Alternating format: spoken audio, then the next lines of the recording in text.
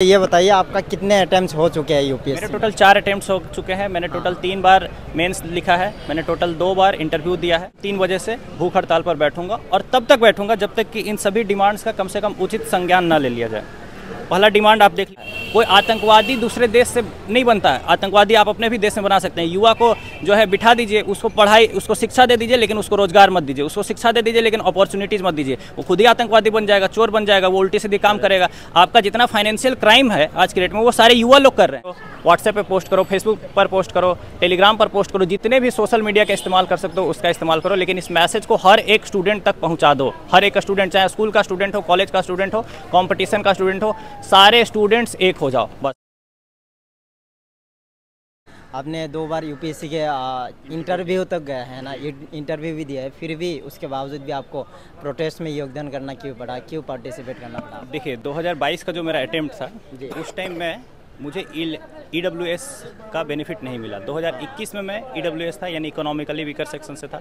2023 में मैं economically weaker section से था, लेकिन 2022 में मैं EWS का बेनिफिट नहीं ले पाया। मेरे 943 मार्क्स थे और उतने मार्क्स में विथ EWS मुझे आसानी से IRS या फिर IPS अलॉट हो सकता था। बट मुझे वो EWS बेनिफिट नहीं मिला, तो मुझे उस बात का ज़्यादा दुख नहीं है। लेकिन जब मैंने ये देखा कि जो दूसरे लोग, जो नॉन डिजर्विंग लोग हैं, वो लोग फेक सर्टिफिकेट बना करके OBC, non creamy layer, persons with benchmark disability, मैंने दृष्टिबाधित तक का लोग सर्टिफिकेट बना ले रहे हैं और उनका जो इंटरव्यू ले रहे हैं, जो उनकी ट्रेनिंग करा रहे हैं, उन लोगों को ये बात पता भी नहीं चल रही कि ये लड़की दृष्टिबाधित है अथवा नहीं है। जब आप इंटरव्यू देते हो, यूपीएससी का इंटरव्यू देते हो, तो नेक्स्ट डे ये मैंडेटरी होता है कि आप मेडिकल एग्जामिनेशन के लिए जाओ। अगर आप मेडिकल एग्जामिनेशन के लिए नेक्स्ट डे अपीयर नहीं करते हो, उस केस में आपके कैंडिडेचर भी रद्द हो सकता है और ये वहाँ मेंशन होता है। वो लड़की अगले दिन मेडिकल एग्जामिनेशन के लिए नहीं जाती है, उसको दूसरा हॉस्पिटल एलोकेट होता है, वहाँ नहीं जाती है, तीसरा हॉस्पिटल एलोकेट होता है, वहाँ नहीं जाती है। यहाँ तक कि वो क्या करती है कि प्राइवेट हॉस्पिटल से अपना सर्टिफिकेट बनवा करके यूपीएससी के मुंह पर मार देती है और यूपीएससी उसको एक्सेप्ट कर लेता है। यानी ये भेदभाव है एक साधारण लड़के में जो एक एग्जाम दे रहा है, जो कि EWS बैकग्राउंड से है, लेकिन किसी तरह से वो सर्टिफिकेट नहीं बनवा पाया। क्यों? क्योंकि वो झारखंड में रहता है और उसका सारा सर्टिफिकेट बनता है उत्तर प्रदेश से। तो एक विस्थापित का जीवन जी रहा है, उसको सर्टिफिकेट बनवाने के लिए 1 महीने 2 महीने ये DM, SDM, तहसीलदार के यहाँ जो है मतलब उनकी चापलूसी, चाटुकारिता करनी पड़ती है। उनके एक ऑफिस से दूसरे ऑफिस, दूसरे ऑफिस से तीसरा ऑफिस भटकना पड़ता है। उसके कारण से कहीं ना कहीं वो दुखी होकर के सर्टिफिकेट नहीं बनवा पाया और उसको ये बेनिफिट नहीं मिला। और इन लोगों को जो कि IAS IPS के बेटे हैं, या फिर जो नेता लोगों के बेटे हैं, या फिर जो बहुत अमीर लोगों के बच्चे हैं, उन लोगों को घर बैठे मतलब होम डिलीवरी हो जा रही है। तो ये भेदभाव है सबसे नंबर 1। और इसके अलावा लिस्ट ऑफ डिमांड्स है हम लोगों का। इन सारी चीज़ों को लेकर के मैं शाम 3 बजे से भूख हड़ताल पर बैठूंगा और तब तक बैठूंगा जब तक कि इन सभी डिमांड्स का कम से कम उचित संज्ञान ना ले लिया जाए।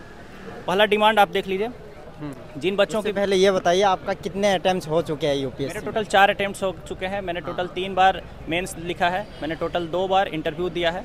ठीक है, तो अभी और अटेम्प्ट्स नहीं देना आपको? कितने अटेम्प्ट बचे हैं अभी? अटेम्प्ट मेरे बचे हुए हैं, लेकिन मेन बात यह है कि अब मुझे अटेम्प्ट नहीं देना है फिलहाल। मेरी ऐसी कोई इच्छा नहीं कि मैं एग्ज़ाम दूं या ना दूं। मेरी इच्छा बस ये है कि ये सिस्टम में जो कमी है, जिस सिस्टम के कारण मेरे साथ एक अलग तरीके का व्यवहार होता है और पूजा केडकर के साथ एक अलग तरीके का व्यवहार होता है, इस चीज़ को मैं चुनौती दे सकूं। और इस चीज़ को चुनौती देने का एकमात्र तरीका जो हम लोगों को सिखाया गया है वो है गांधीयन मेथड। गांधी जी भूख हड़ताल के माध्यम से अंग्रेजों को भी हिला देते थे। गांधी जी अपने लगभग सारी डिमांड्स अहिंसा के द्वारा, भूख हड़ताल के द्वारा मनवा ही लेते थे। तो हम लोग को ऐसा उम्मीद है कि हम लोग गांधी जी के देश में रहते हैं, हम लोग अंबेडकर के देश में रहते हैं, हम लोग भगत सिंह के देश में रहते हैं, हम लोग चंद्रशेखर आज़ाद के देश में रहते हैं। तो हम लोग उनके आइडियल्स पर चलते हुए, किसी और का नुकसान न पहुंचाते हुए, अहिंसा के माध्यम से और संवैधानिक अपने राइट्स का इस्तेमाल करते हुए, आर्टिकल जो 19 हम लोगों को देता है और आर्टिकल 21 जो हम लोग को राइट्स देता है, आर्टिकल 14, 15 जो हम लोग को इक्वालिटी का राइट्स देता है, इन सभी अधिकारों का इस्तेमाल करते हुए हम लोग जो है अपनी बात को एक सरकार तक पहुँचाने में सफल रहेंगे। अभी ये बताइए, आप लोग कल से भूख हड़ताल भी करने जा रहे हैं, है ना? तो इसमें क्या क्या डिमांड्स हैं आप लोगों की? देखिए, हमारे डिमांड्स ऐसे हैं कि इसमें सारे स्टूडेंट्स कवर हो जाते हैं। सबसे पहला तो वो बच्चे जिनकी मौत हुई है, दुखद रूप से मौत हुई है, उन लोगों को 5 करोड़ रुपए एकदम इमीडिएट उनकी फैमिली को दिया जाए और मुआवजे के तौर पर उनके घर में, परिवार में से किसी एक बंदे को एक सरकारी नौकरी दी जाए। सभी संस्थान जितने भी इंडिया में हैं, कॉलेज हो, स्कूल हो, लाइब्रेरी हो, चाहे कोई भी ऐसा प्लेस जहाँ पर स्टूडेंट्स रहते हैं, ठीक है, उनका सुरक्षा मानक जो सेफ्टी स्टैंडर्ड्स है उसको इंश्योर कराया जाए। सेफ्टी मेजर्स जहाँ इंश्योर नहीं हो पाता है, उन संस्थानों को तत्काल प्रभाव से बंद किया जाए। क्योंकि देखिए, शिक्षा इंपॉर्टेंट है, ऐसी बात नहीं कि शिक्षा इंपॉर्टेंट नहीं, बट किसी के लाइफ से ज़्यादा इंपॉर्टेंट नहीं है। कई लोग ऐसा बोल रहे हैं कि आपके कारण से लाइब्रेरीज बंद हो रही। अरे दादा, वो लाइब्रेरी तो पहले ही बंद होनी चाहिए थी। इनफैक्ट वो लाइब्रेरी शुरू ही नहीं होनी चाहिए थी, जो कि बेसमेंट में है, एक ऐसे शहर में जहाँ पर पानी की निकासी की व्यवस्था ही नहीं है। 10 मिनट अगर बारिश हो तो सारा पानी अंदर घुसता है। वो लाइब्रेरी तो स्टार्ट ही नहीं होनी चाहिए थी, ठीक है। वो चल रही है, वो आपके मौत का मतलब तांडव उसके सर पर नाच रहा है। किसी भी वक्त दुर्घटना घटी और आपका जीवन चौपट हुआ, तो ऐसे संस्थानों को तुरंत बंद कराया जाए। जो स्टूडेंट्स देश के कोने कोने से दिल्ली या फिर महानगरों में आते हैं, उनके साथ मतलब मनमाना व्यवहार किया जाता है, रेंट उनसे मनमाना वसूला जाता है। एक यहाँ देखिए ना, सड़ी गली जो रूम्स हैं, ठीक है, मतलब इतना छोटा छोटा माचिस के डब्बे जैसा रूम है, 10,000 रूम रेंट, 15,000 रूम रेंट, मनमाना रूम रेंट उनसे लिया जाता है, ठीक है। इतनी गंदगी से भरा हुआ ये इलाका है, साफ सफाई नहीं है, नालियों की पानियाँ ऊपर बहती रहती हैं। तो उनको एक उचित सुरक्षित माहौल दिया जाए और कम दाम पर दिया जाए। तो रेंट रैशनलाइजेशन किया जाए, मनमानी तरीके से जो मकान मालिक हैं वो रेंट ना बढ़ा सकें, इसको भी इंश्योर किया जाए। कोरोना महामारी के दौरान जो स्टूडेंट्स अपना लास्ट अटेम्प्ट नहीं दे पाएँ, उन लोगों को एक अटेम्प्ट और मुहैया कराया जाए, क्योंकि ये उनका अधिकार है। जब कोरोना के दौरान लगभग सारी चीज़ें अस्त व्यस्त हो गई, लोग यहाँ से वहाँ भागने लगे, कोई कहीं से कहीं जाने लगा, उस दौरान उनकी पढ़ाई डिस्टर्ब हो गई होगी, ये मानने वाली बात है, ठीक है। माना वो एग्जाम दे, निकाल पाए या ना निकाल पाए, ये उनकी मेहनत और उनकी किस्मत है, लेकिन उनको एक मौका मिलना जरूरी है, ये उनको एक मौका मिलना चाहिए। इसके अलावा यूपीएससी एक ऐसी संस्थान बन चुकी है जहाँ पर एथिक्स इंटीग्रिटी के अंतर्गत पढ़ाया तो जाता है ट्रांसपेरेंसी, कि ट्रांसपेरेंसी एक बहुत बड़ा वैल्यू है, पारदर्शिता एक बहुत बड़ा वैल्यू है, ओपननेस एक बहुत बड़ा वैल्यू है।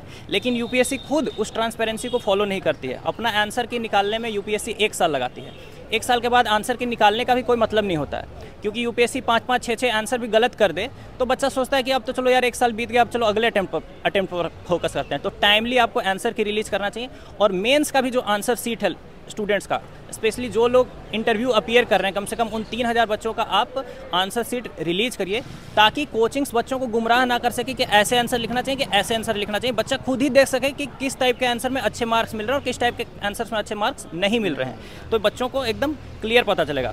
पूजा केडकर जैसे जितने भी मैटर्स हैं, पूजा केडकर जैसे एक मामला नहीं है, ऐसा कई मामला है जिसमें आईएएस, आईपीएस और नेता लोगों के बच्चों को जो है फेवर किया गया है इस सिस्टम के द्वारा। उन लोगों का एक सुप्रीम कोर्ट के जज के अंतर्गत एक कमेटी बिठाई जाए और उन लोगों के सभी सर्टिफिकेट्स वगैरह का एकदम उचित जांच किया जाए और एकदम टाइमली मैनर में 6 महीने के अंदर में इसको निपटाया जाए। इसके साथ देखिए, देश के विभिन्न जो संस्थान है उसमें 60 लाख से अधिक रिक्तियां हैं, 60 लाख से अधिक जॉब्स अभी अवेलेबल हैं, उससे अधिक हैं।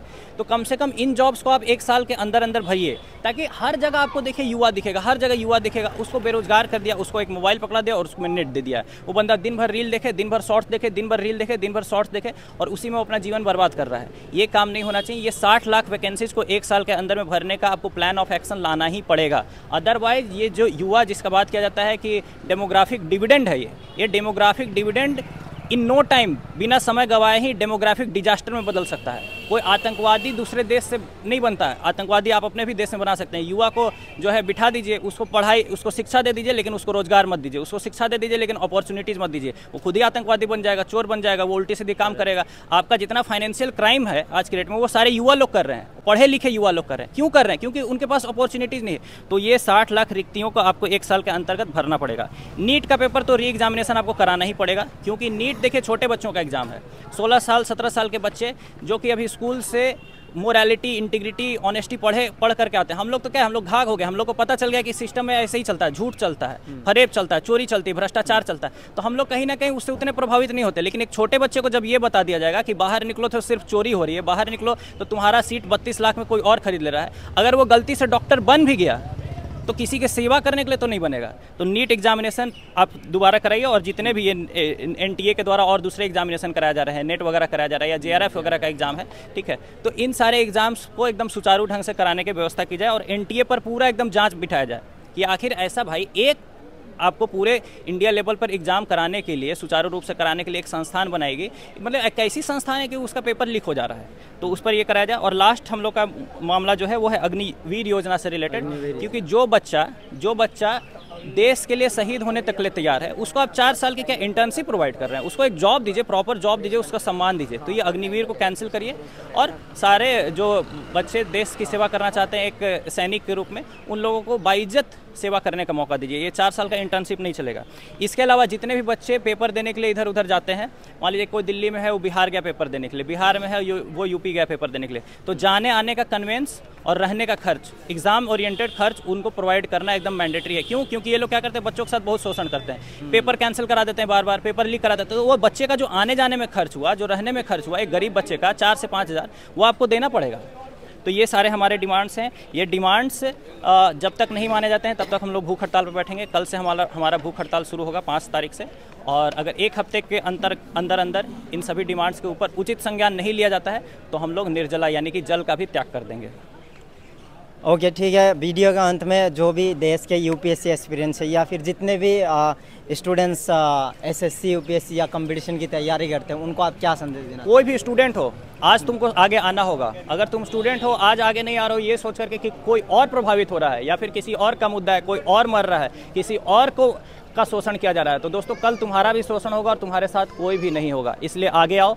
अगर फिजिकल रूप में आ सकते हो तो फिजिकल रूप में सपोर्ट करने के लिए आओ। अगर फिजिकली सपोर्ट नहीं कर सकते हो तो डिजिटली, भाई डिजिटल का पावर आप जान रहे हो, सरकार बदल जा रही है डिजिटल का यूज करके, तो डिजिटली सपोर्ट करो। ट्विटर पे ये कराओ, पोस्ट करो, व्हाट्सएप पे पोस्ट करो, फेसबुक पर पोस्ट करो, टेलीग्राम पर पोस्ट करो, जितने भी सोशल मीडिया का इस्तेमाल कर सकते हो उसका इस्तेमाल करो, लेकिन इस मैसेज को हर एक स्टूडेंट तक पहुंचा दो। हर एक स्टूडेंट, चाहे स्कूल का स्टूडेंट हो, कॉलेज का स्टूडेंट हो, कंपटीशन का स्टूडेंट हो, सारे स्टूडेंट्स एक हो जाओ बस।